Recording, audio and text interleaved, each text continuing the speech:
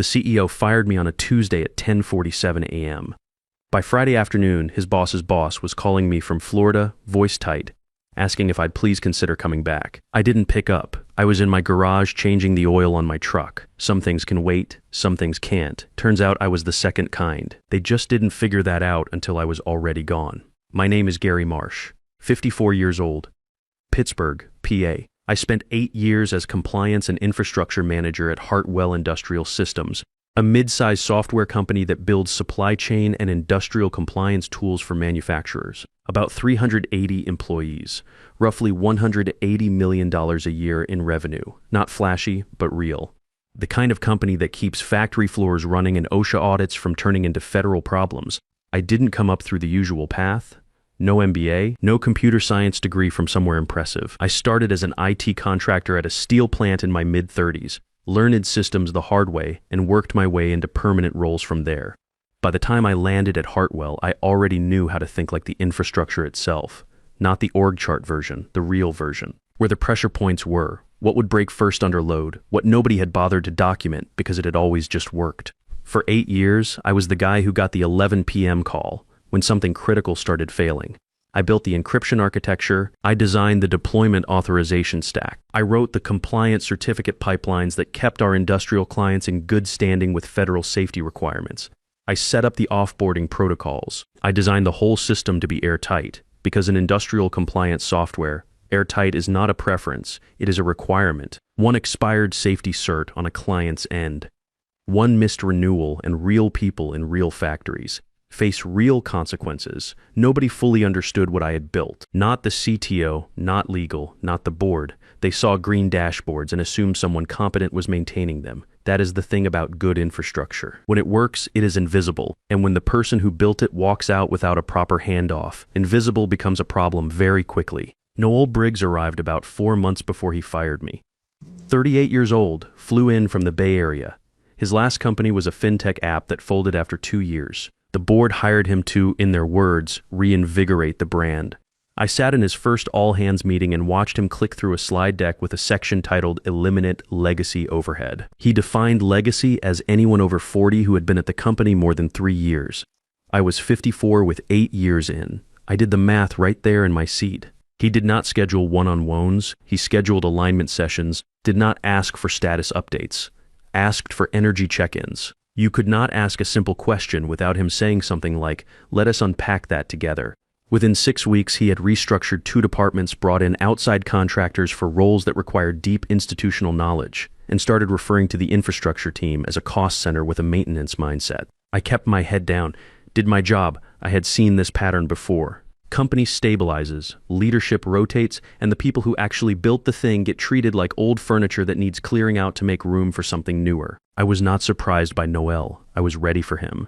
2 years before Noel ever set foot in Pittsburgh, I had started building what I called the keystone. It started small, a few scripts that monitored certificate expirations across critical systems, then a private dashboard tracking authorization dependencies, then something more deliberate, a custom USB hardware token I built, with an old friend from my contractor days, a guy who had spent years doing cryptography work for industrial control systems. We called it the keystone because that is what it was.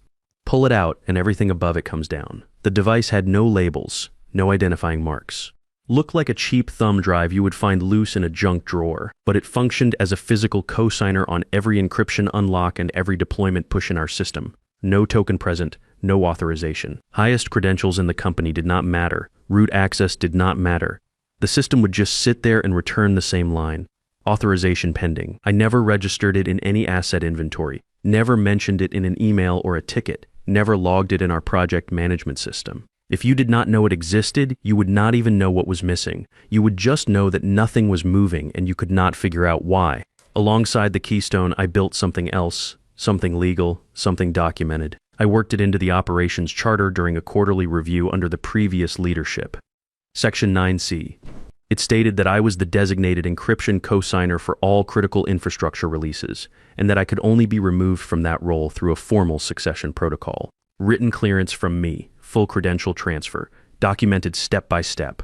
I made sure it was in the right place to be missed on a casual read, deep in an appendix. Wedged between 2 sections nobody ever opened, but I also made sure the right signatures were on it. Roland Hartwell, the founder. 2 board members who were still sitting on the board the day Noel fired me. I was not building a weapon, I was building a contract. One that said, remove me the right way and everything transfers clean. Remove me the wrong way, and the system does what it was designed to do, protect itself. The morning Noel called me into that glass conference room, I already had the keystone in my coat pocket. I had been carrying it for 3 weeks, ever since he started making noise about restructuring the infrastructure team. He was already seated when I walked in. Legs crossed, MacBook open. He looked up, gave me a smile that did not reach his eyes, and said he would get straight to it, that my role was no longer aligned with the company's strategic direction, that they were moving toward a more agile model, that the exit was behind me. I stood there for a moment, did not say anything, just looked at him. Then I stood up, buttoned my jacket, and walked out. No box, no goodbye email, no drama, just a hand in my coat pocket, fingers resting on the keystone, walking past security and out into the parking lot. Pete Kowalski caught up with me near the elevator. Pete was the lead engineer, 46 years old, Pittsburgh his whole life. Good guy, not a political player. He looked like he had just been told the building was on fire and someone had locked the exits.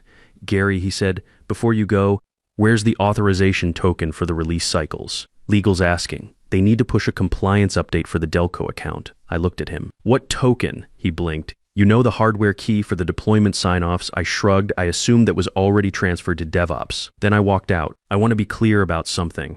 I had talked to my lawyer 2 weeks before that conversation. I knew exactly what I was doing and exactly where the legal line was. Section 9C put the responsibility for credential succession entirely on the company. If Hartwell terminated me without completing the offboarding protocol, the liability for any downstream system failures fell on them, not on me. My lawyer had reviewed it 3 times. The clause was clean. The signatures were valid. I was not sabotaging anything. I was simply no longer there to authorize anything.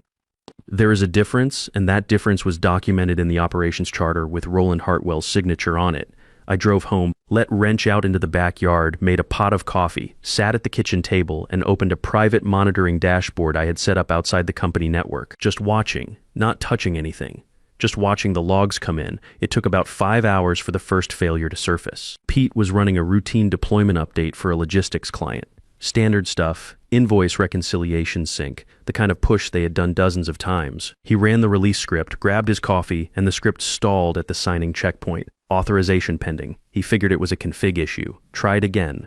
Same result, called Diane Foss from DevOps. She checked the pipeline.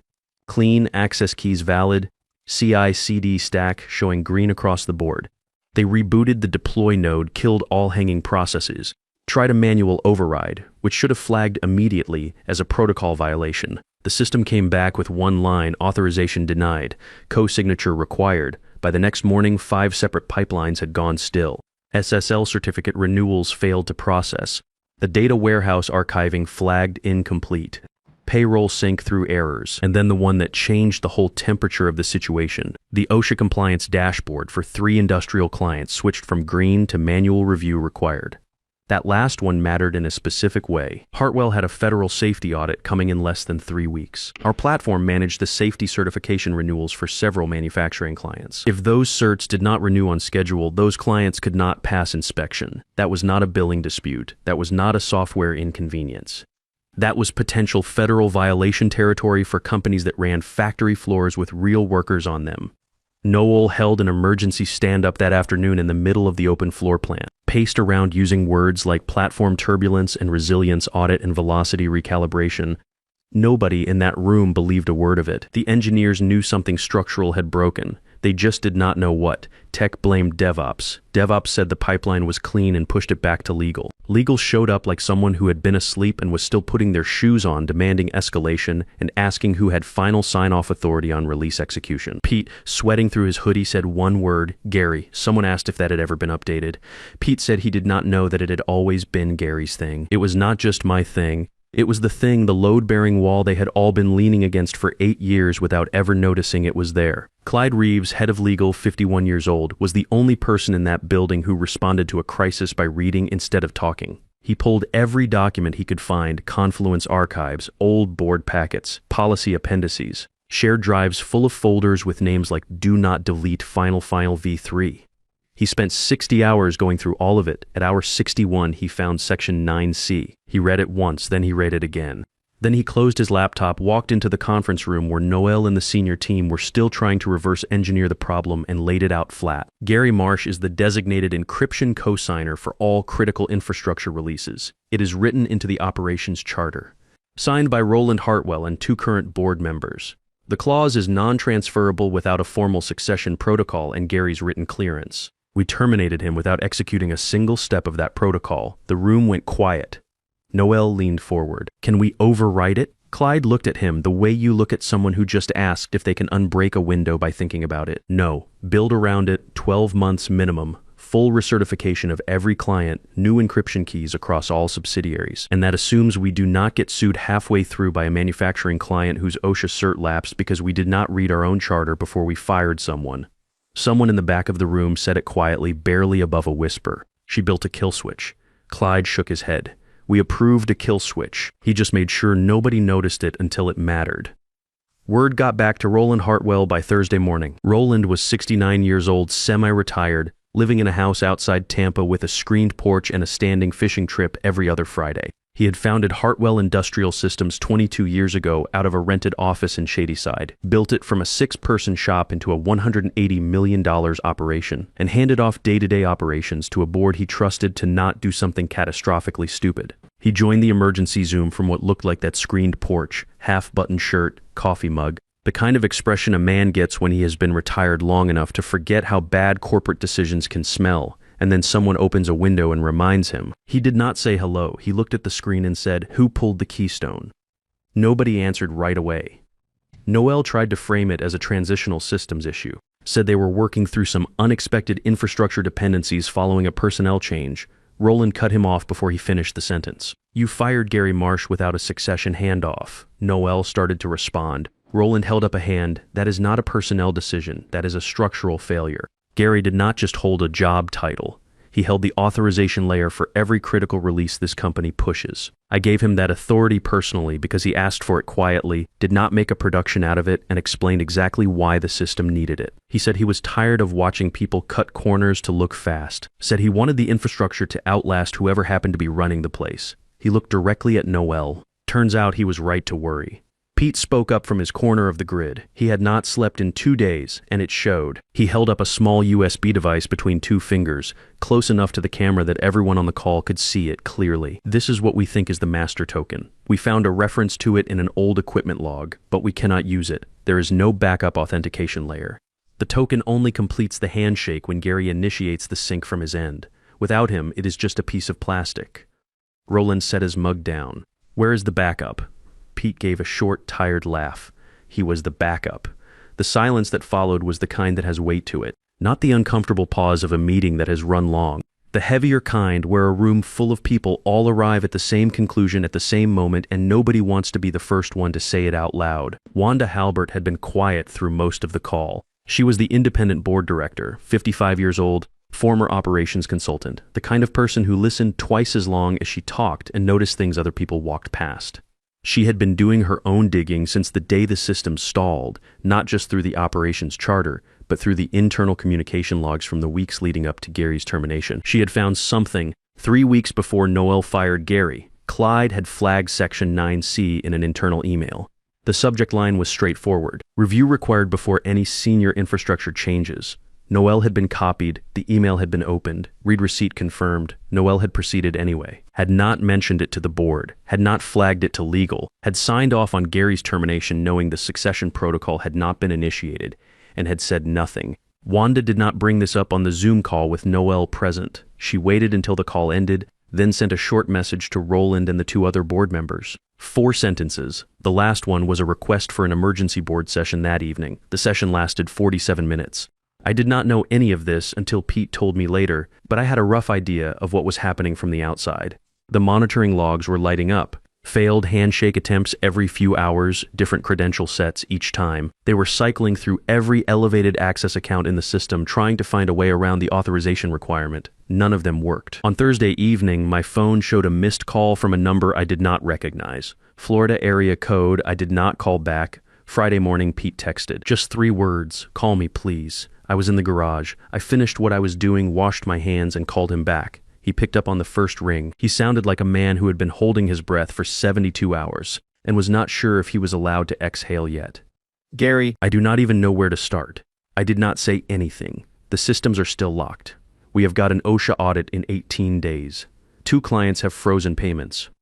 One of them, the Delco account, sent a notice of potential breach yesterday because their quarterly safety cert did not renew. Legal is managing it, but Clyde says if we do not restore authorization in the next week, they are looking at formal proceedings. He paused. Noel is gone. Board voted him out last night. Wanda found out he knew about Section 9C before he let you go. He hid it from the board. Roland pushed for the vote and it was not close. I let that sit for a second. Roland wants to talk to you directly. So does Wanda. They are not asking you to come back. They understand that is off the table. They just want to know if you're willing to have a conversation. I looked down at Wrench. He was sitting by the garage door watching me the way dogs do when they are waiting to see which direction things are going. Send me a Zoom link, I said, and tell Clyde to have a clean copy of the operations charter open when we connect. Pete exhaled, actually exhaled long and slow, like a tire that had been overinflated for 3 days. Thank you, Gary. Really? I did not tell him he was welcome. There was nothing to thank me for yet. I had not agreed to anything except a conversation, but I already knew how the conversation was going to end. I had known for 3 days. I had just been waiting for them to get there on their own. Some lessons have to be earned. You cannot hand them to people.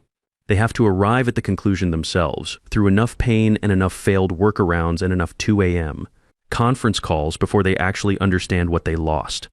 By Friday afternoon, they understood. My lawyer had the consulting terms drafted before I even got on that Zoom call. I had asked her to prepare them 3 days earlier. The same afternoon, I walked out of Hartwell's parking lot. I reviewed them one more time Friday morning, made one adjustment to the audit provision, and sent the document over at 8 a.m. No cover note, no pleasantries.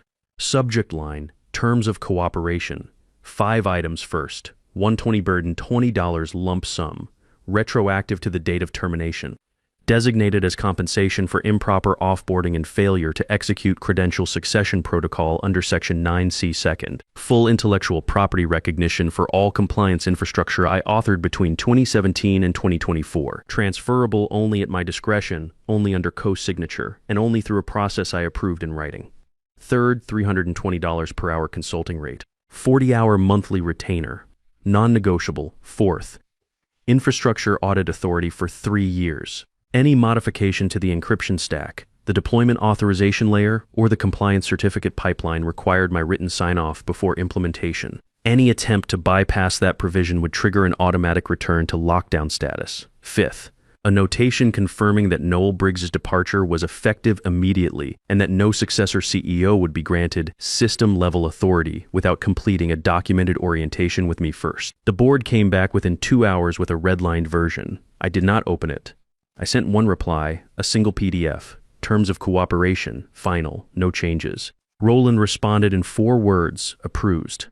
Process it today. The wire confirmation hit my inbox before noon. I joined the Zoom call at 2 p.m., did not turn on my camera, just opened a screen share.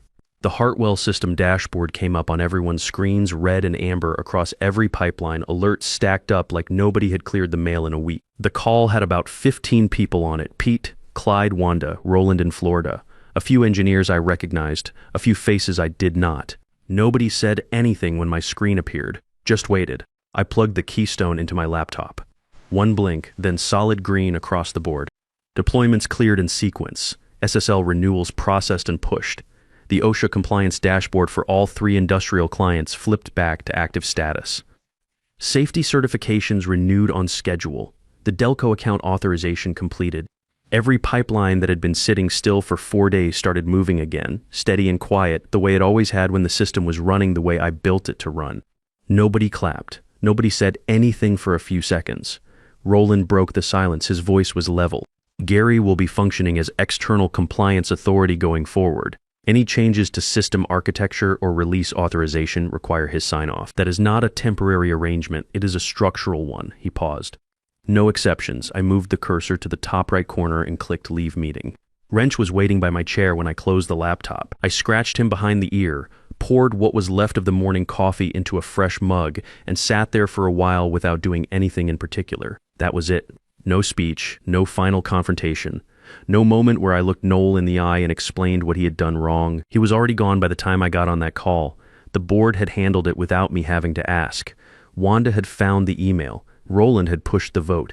The whole thing had unraveled on its own, the way something always does when the person holding it together decides to stop. I still do the monthly retainer. 40 hours, $320 an hour, no badge, no performance reviews, no alignment sessions. I log in from home, check the systems, review any proposed changes, sign off on what needs signing, and log out. If something requires my attention outside the retainer hours, they pay the hourly rate. No exceptions, per item 3 of the terms of cooperation. Wrench sits under my desk while I work. I drink black coffee. When the dashboard is green and there's nothing left to review, I close the laptop and go do something else. I do not think about Noel much. Men like him move on fast. There will be another company that needs reinvigorating, another board looking for fresh energy, another all-hands meeting with a slide deck about eliminating legacy overhead. He will show up, say the same things, and somebody else will nod along and hand him the keys to something they built. That is fine, not my problem anymore. What I think about sometimes when I'm out in the garage or walking Wrench down the street in the evening is the 8 years before any of this happened, the late calls. The patches, the compliance audits I prepped for clients who never knew my name, the system I built piece by piece because I wanted it to work right, not just look right, not because anyone asked me to build it that way, just because that is how I do things. They called it legacy, like the word meant outdated, like experience was a flaw to be corrected. Turns out legacy was the only thing keeping their lights on. If you have spent years building something real, something that works, something that holds up under pressure, while everyone around you is chasing the next shiny idea, and you have been passed over or pushed out, or just quietly ignored while someone younger with a better elevator pitch got the credit, you already know how this story feels. You lived a version of it. Maybe you're living it right now. The system always knows who actually built it. It just takes the right moment for everyone else to find out. If this one hit close to home, hit subscribe. There are more stories where this came from, and every one of them starts with someone underestimating the wrong person.